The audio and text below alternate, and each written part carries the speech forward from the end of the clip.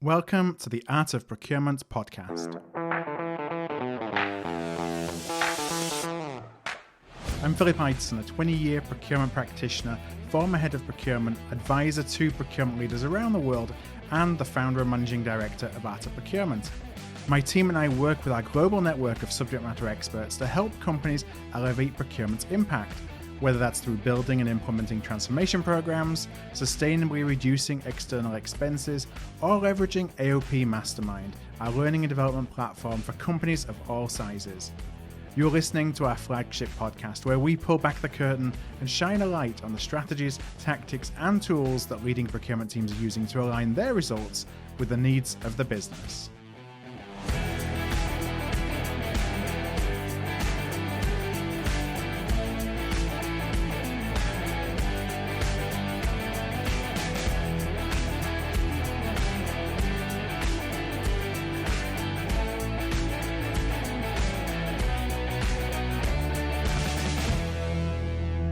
Hi everybody, welcome to today's Art of Procurement podcast, and with this being the first episode of the month, I am joined as always by Kelly Barner. Kelly is the owner and managing director of Buyers Meeting Point and also general manager here at Art of Procurement. Kelly, thanks for joining me. Hi Phil, thanks so much for having me back again. Happy September. I know, crazy, right? It has been a busy time here at Art of Procurement over the last month or so for sure, with getting ready for our event, our two-day event called AOP Mastermind Live. It's going to be October the 6th and 7th of 2020 here. Why don't you talk a little bit about what we've been pulling together? Sure, and not to totally scare you, right? But basically, this is publishing on September 7th, exactly 1 month into the future. We will be putting Mastermind Live into the books. So for anybody that actually remembers back to the procurement revolution, Phil and I had done the virtual procurement digital event before without being forced to, which was actually kind of nice. And as we started looking to do Mastermind Live, this year of all years, right, under the current conditions, we wanted to make sure that we were providing the same level of innovative value and perspective that we did all those years ago when we ran the revolution. So we've placed an emphasis on having a different range of topics, right, not the same old. We are bringing in speakers from all different practice areas. We're looking at economics. We're looking at folks that specialize in the customer experience. So hopefully, most of the names on our breakout sessions and our general sessions will be new and intriguing, I think, to the folks that will hopefully be able to join us for Mastermind Live. Yeah, I think what you said before, we don't want to do like the same old. No. And, when we think about, the thing that we're really passionate about here at Art of Procurement is really helping you align the capabilities of procurement with what the needs of the business are, the real needs, the real objectives of the business, and approaching it from that kind of customer first mindset. And that doesn't mean the customer is king, we do what the customer always wants, but more of an understanding of aligning what we do with what they need. And, that takes thinking differently, and it takes organizing the procurement function differently sometimes. And so one of the great things I'm really looking forward to is that, as well as keynote speeches and breakouts, we actually have 3 or 4 workshop sessions lined up. And in the workshops, we really want to make it a little bit more interactive. So we have folks, industry leaders, who are going to be leading some of those workshops to really help, one, take a look at where you are now and do that kind of self-assessment and gap analysis, and then 2, how do you actually think about going from where that gap is to building a plan for the future, ultimately, of procurement. So really excited to see this all coming together. Now, if you're interested, tickets are free. So if you're interested, again, it's October the 6th, the 7th. It's going to run from 10 a.m. to 1 p.m. Eastern on each one of those 2 days.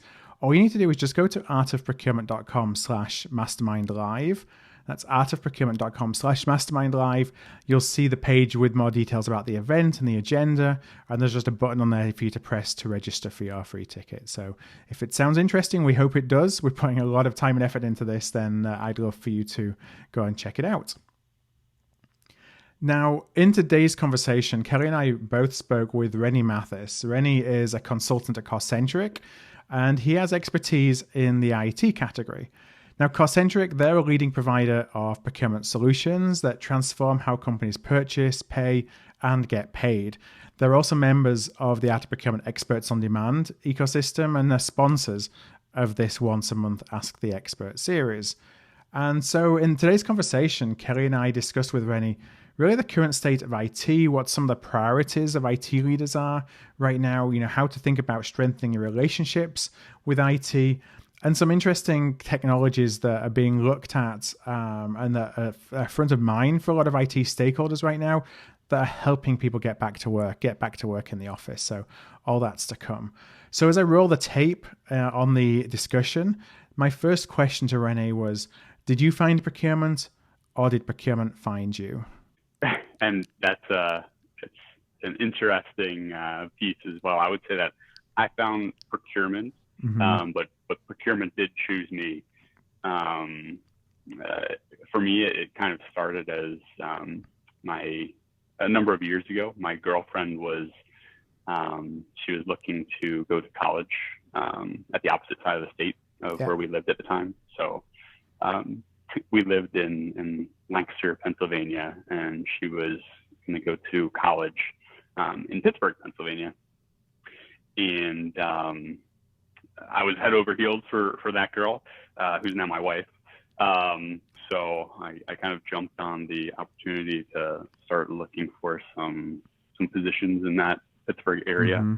And the short of it is that I landed as a sourcing data analyst with a large consulting firm who had a presence out there. And the rest is really history. And so, IT can be such a broad category, getting even more so by the day right now as everything digitizes. As you look within the IT category, how do you really define that? I mean, what I'm trying to ask is, like, what are the different elements of the IT category that you really focus on? And is that changing? Yeah. So, I mean, I've generally been a focus within the services side or the software sides of the IT spectrum or environment, if you will.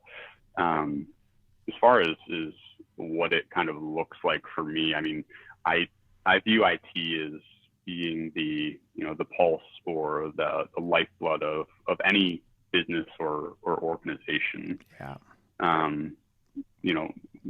I would say more often than not, it provides that foundation, that supporting cast members of infrastructure and applications which your business relies upon to efficiently run and work alongside customers, clients, employees alike. So when it comes to the IT projects that you're focusing on right now, and when you think about the stakeholders, what are you seeing as the most pressing priorities from a stakeholder perspective? Is it cost? Is it service quality? Is it uptime? InfoSec? What are the things that IT stakeholders seem to really focus on when they're looking at engaging with a new service provider, for example? Yeah, so we can't deny that, we're in this certain pandemic type environment, right? I would say that, sure, uptime is generally always a part of IT sourcing projects. We all need to rely upon a service provider or an application being available more often than not. So it's especially so when you're speaking about networks, telecom, or software as a solution. I think that the real emphasis, in my mind at least, is upon the service levels. Yeah. We're in one of those environments where the clients, vendors, service providers alike, we're all trying to protect our revenue streams. And since that's kind of the trend and how things are operating right now, if we take it a step further and have the procurement light on it, when we go through those negotiations, there's a little bit more leverage to be placed upon things when we're speaking about service levels and keeping our vendors and providers accountable for a higher level of service, and ultimately agreeing to those higher levels of service through the driving of SLAs and penalties that might be associated for not hitting those SLAs, and fees at risk where previous to this point in time they might not have necessarily been so akin to taking on those risks for themselves. So you're seeing right now in renewals, for example, or even when folks are just coming back wanting to try and extend the revenue from the total contract value of a deal, that they're willing to put more at risk, or they're willing to invest more in higher service levels just to really secure the revenue for over a longer period, because they, like all of us, don't really know what's coming over the next 12 months. Yeah, exactly. And actually, that kind of brings up a different point in that we don't know what's coming up in the next few months. We're in an environment that is we don't know what's to come next. Yeah. We can't see a month down the road or 6 months down the road, or even understand what we're going to be up against in 12 months. And so even the way in which vendors and service providers engage with their clients has changed as well. And so as we think about, we talked about we don't really know what's next. It's obviously been a really, I think, interesting, as putting it mildly, time over the last few weeks. And I'm sure with the IT perspective, when you've got all this shift from working in offices to work from home. Now, are you seeing that kind of stabilize when companies have really done what they need to do to ensure that they have this IT infrastructure where people can work from home, or are there still big gaps that you see companies are trying to look to address from that perspective? So I guess at the very forefront of the pandemic, Phil, the areas that were needing to be addressed up front, and the shift brought about from the on-premise working of employees to the moving to the remote work from home employees was, there's a ton of stress on the infrastructure and accessibility of the business when they're trying to tap into applications and solutions which they readily leveraged in their typical day-to-day work. So up front, there was a significant stress on those sorts of areas. But now I would say that we've kind of gotten to a point where, okay, IT has been able to react, address those areas, right-size things that needed to be right-sized, and now we're kind of focusing on understanding whether this is something more long-term, right? Like, do we need to focus on making sure that if employees are going to be working remotely for potentially years to come, how do we properly empower them or change the way in which they engage in their business from day to day? So, is it giving them better access to, the tools that they need on a day-to-day basis, the applications, do those change? How can we keep them better engaged when we know that they're up against other factors that arguably weren't a factor ahead of this time, right? Like, we've got the whole childcare issue going on right now as folks are ramping up and trying to get their kids back in school. How do we work around that? Is technology a piece of the solution there? So now it's not necessarily the stress of making sure people can access everything that they need to throughout the day. It's how can we maybe better keep them engaged or make them be more productive in an environment where it doesn't necessarily cater to that, right? Yeah. So that's kind of my thought there. Now, that idea of sort of the human engagement element within IT actually makes kind of a nice transition to one of the next things that we wanted to ask you about, and that is actually the internal relationship between procurement and in-house IT. So right at the very top of the conversation, you had talked about the fact that, when looking at the IT category, you can kind of break that down between software and services. Obviously, there's other elements in there, but I think it's interesting that where we are today with platforms, both services, and truthfully, the way software is being handled under SaaS models, both of those shifts are having an impact on what the day-to-day job for in-house IT actually looks like. Any comments on either how the role of in-house IT is shifting and or how that's actually affecting the relationship that exists between procurement and IT as we look to make some of these changes and continue managing the spend? Yeah, I mean, I think that in terms of the interaction of procurement and in-house IT, I've always generally said that it's one of those slightly more challenging areas as it is, right? When you're dealing with in-house IT, you're coming into their realm. They likely have everything from service providers or VARs that they are very comfortable in working with. They know what to expect. They know what they might have to do on the back end to address or cater to their organization. So it's always been challenging, but sure. The recent events maybe only bring about another layer to where it makes it a little bit further, or it makes it a little bit more difficult to gain their advocacy in terms of you being able to properly align with what they foresee as their needs versus what you might see as a procurement person as where they should truly be, targeting.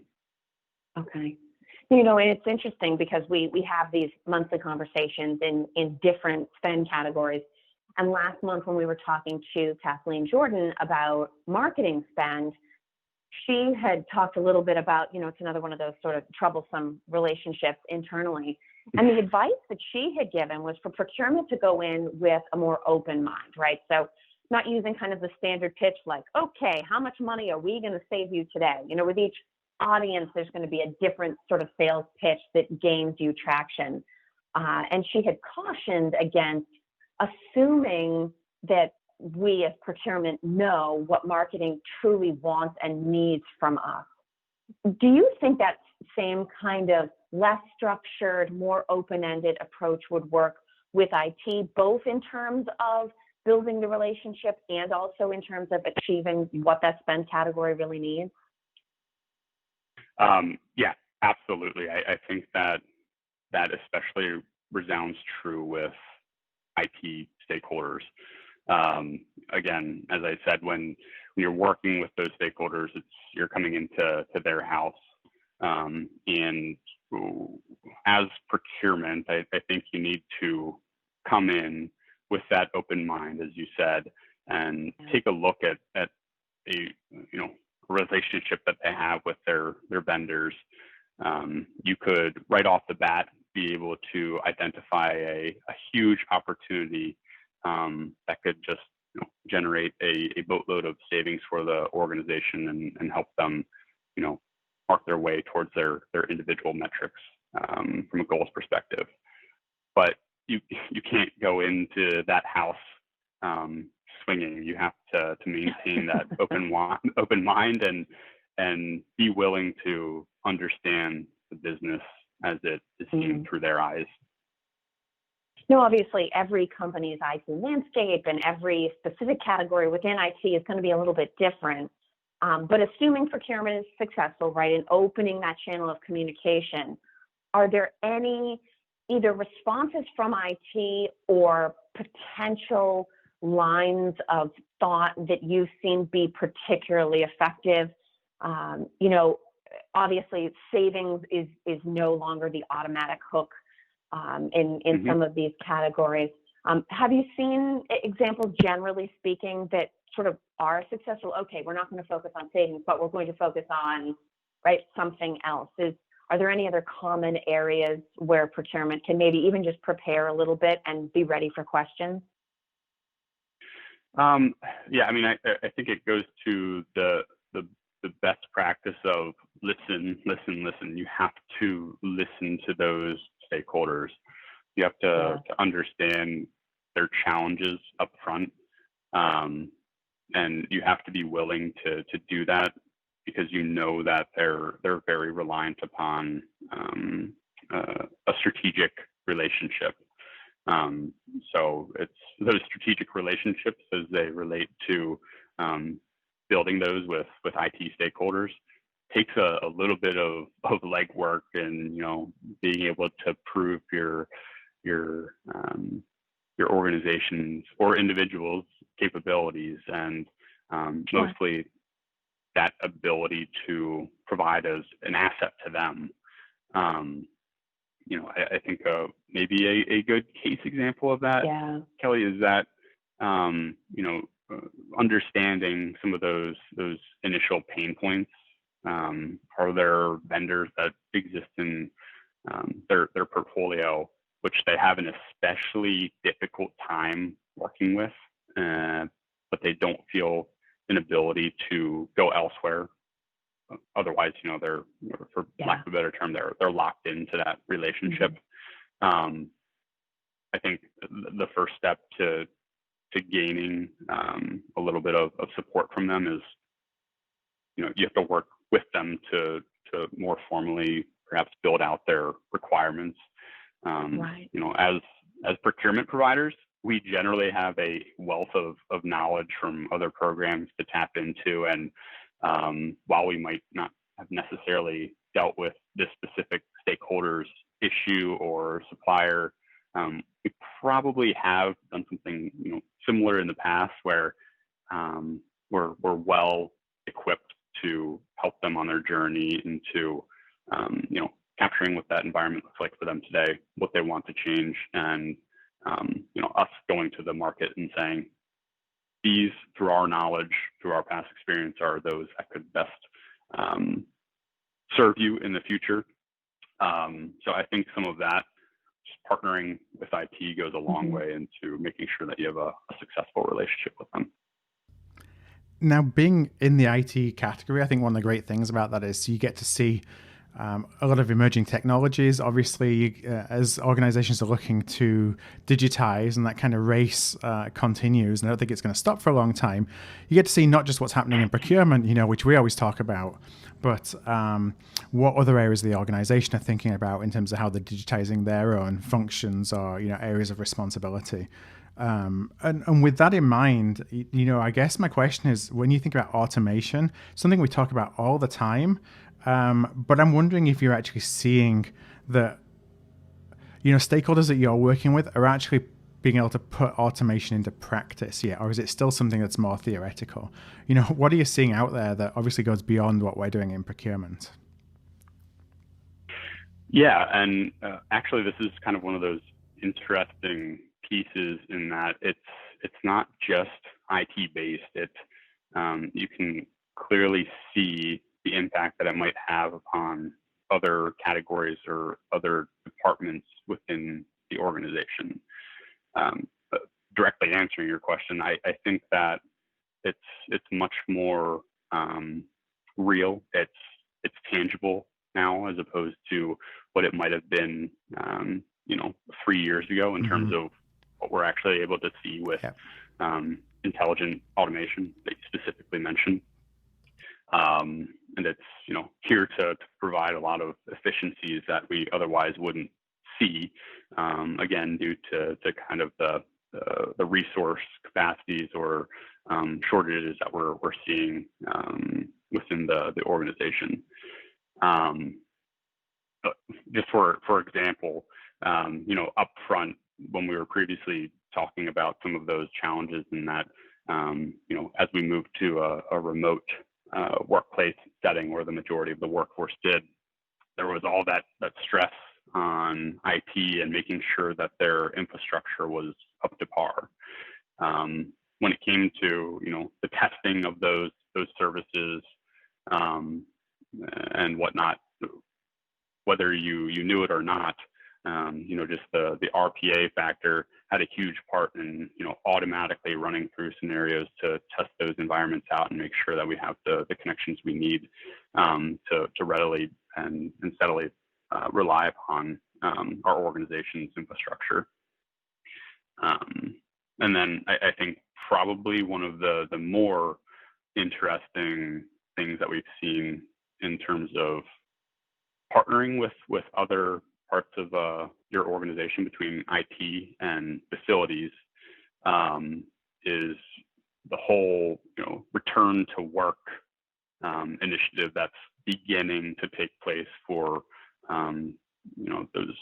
those folks that are in roles that, benefit from a more on-premise type work environment where they truly need to get back into the office. And so that's one of those really, really cool areas that has started to see some true results and gained efficiencies from the whole intelligent automation idea. So we know that as folks come back to work, we have to be able to say that they're clear, they don't exhibit any symptoms. Their temperature is on cue, all of those good things that we have to check off. But we've started to see that there's actually individual applications that have been drawn up so that, and this kind of revolves around an opt-in type culture, but if you have installed applications on your phone, there's a little bit of a tracking mechanism that would associate levels of risk with certain individuals who are seeking to come back to work. So, based upon where your phone or where your geolocation said you were within the past 5 days, has the ability to associate levels of risk with that employee in potentially bringing a illness or sickness to their office. And so I think it's especially interesting because while that was something that was drawn up specifically for this environment, it's something that we could arguably say it would be beneficial to whenever we get out of this environment, right? Just knowing whether or not certain employees have the propensity to, bring about a sickness during flu season, or, were within a previously risky environment when they were traveling for work and are coming back to the office, that sort of thing, right? I think that is truly interesting and is a very real result of automation. Well, that is interesting, right? Because we're in a time where, just like everything else, our notions of risk and risk mitigation are being redefined. I mean, before the pandemic hit, we were just barely kind of getting our arms around what really good governance or due diligence around cybersecurity needed to look like, right? Especially when you start talking about suppliers and what do we need to make sure they're doing so that they don't expose us to risk. What does risk mitigation need to look like? So if there were a few kind of like hot button, what are the things you need to make sure you're basically addressing in IT risk management? Is it still cybersecurity? Are we moving on to things like employee privacy or location tracking? Is anything changing there? Is anything being added, or is it still kind of the same list of risk concerns that we've had in this category in the past? I think it's anything but one of those static environments when we talk about risk mitigation. It's simply put something that it's ever evolving. I mean, if you look at what you just as a personal human being come into contact before you even leave the house in the morning, it's a little bit mind-boggling in terms of all the devices that you come across, smart devices that have, access to the internet. And I think it's more appropriately coined Internet of Things, right? We're talking about your cell phone. We're talking about your watch, your laptop, your tablet, your kids' 2 tablets that you trip on going down the stairs, some of their toys. We're talking about coffee machines, washers and dryers that connect to the internet. And, at this point, we haven't even left the house yet. And so the point of that, and trying to tie it to how it affects the IT world, is that, just about everything you can, connect to the internet, everything can connect to the internet. And, as the home environment is now a part of your employer's business, or you're still, walking through the doors of a client site, or, your own business site, there are unforeseen exposure, and the level of data that we're continually keeping in our pockets is continually being exposed to different, networks, and interacting with other devices. And so it's very real in terms of the risk that we continually bring about as we just walk down the street. And so really our employers, they have to take those sorts of areas under consideration every time you come into the office, or every time you log onto your computer. And I would say that on an unfortunate level, perhaps, there has to be policies or, new concerns that bring about a new way of working that could potentially feel a little bit of infringing upon your basic rights when you're kind of forced to opt into that culture. So it's ever changing, it's ever evolving. As we see the size of devices decrease, the cost decrease, and it becomes a factor that's almost in everything we touch on our day-to-day basis.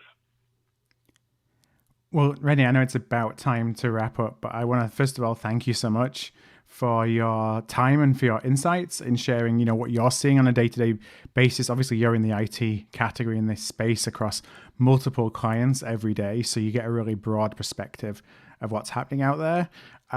So thank you for sharing that with us and with our listeners. And the last question that I want to ask, and I say every week, it's the easy question, is if listeners want to reach out, connect with you, learn a little bit more, where would be the best place for them to find you? I would say that you can primarily contact me through LinkedIn at Rene Mathis.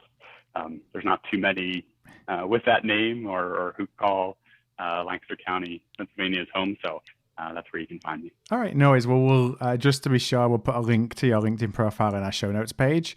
So anybody who wants to connect can go there, click through the link to LinkedIn, and our show notes page is just going to be at artofprocurement.com/podcast. That's artofprocurement.com/podcast, and that is where we host all the show notes for each one of our podcasts here. So, Kelly, thank you so much for joining me in the conversation today. Thank you. And Rene, thanks for your time. Really appreciate it. It was a pleasure. Thank you.